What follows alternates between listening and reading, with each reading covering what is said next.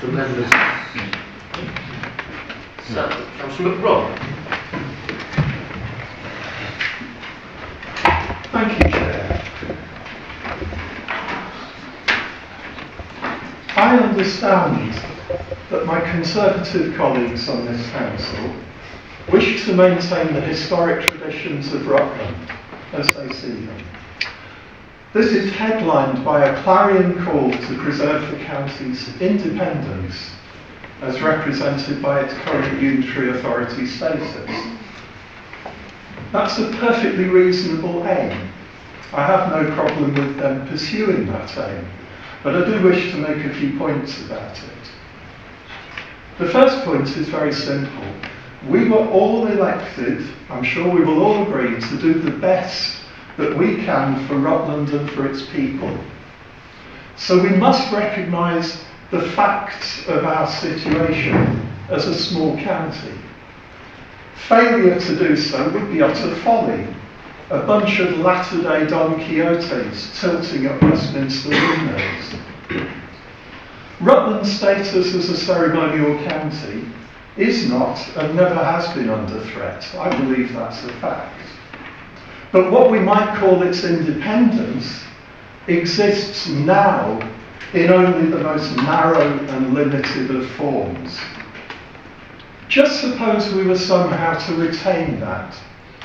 Then over the next few years, our ageing demographic will bring an ever-increasing burden of social care costs.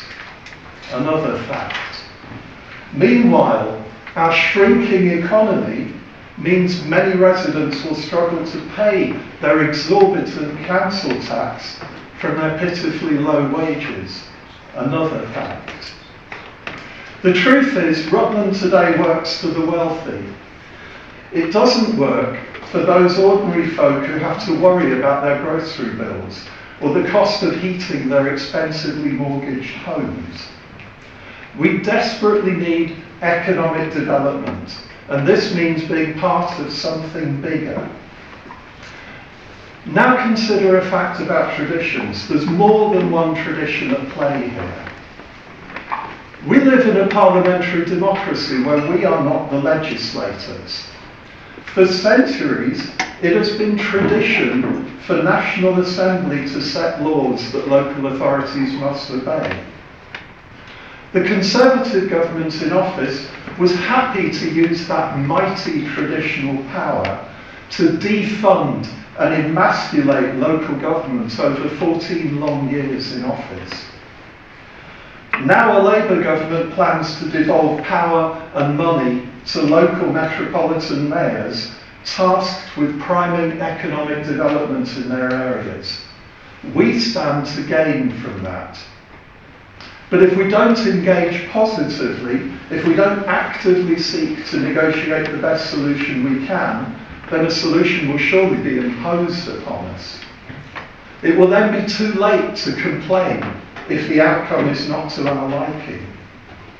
For the sake of all residents of Rutland, we must not be frozen out of that devolved settlement.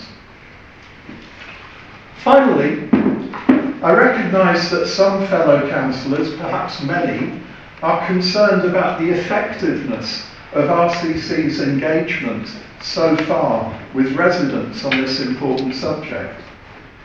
We too in the Labour group have had concerns, but overall we believe that given the timescales and deadlines, the information available and the distinct lack of engagement with us by some of our adjoining authorities, the leader has nevertheless done a good job in difficult circumstances.